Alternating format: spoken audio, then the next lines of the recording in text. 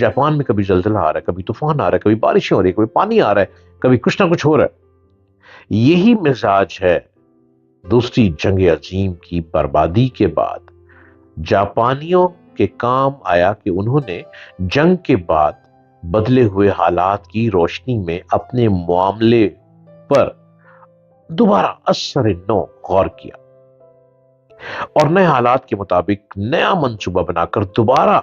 ज्यादा बड़ी कामयाबी हासिल की। जापानियों की इस खसूसियत को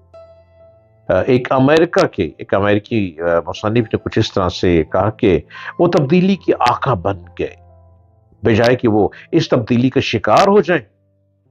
एक अमेरिकन फिलोसफर बन गया, वो हैरान हो गया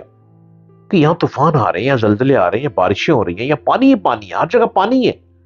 लेकिन वो लोग उसके आदी हो गए और वो उन्होंने उसी पे बसेरा करके अपनी लाइफ को बदलना शुरू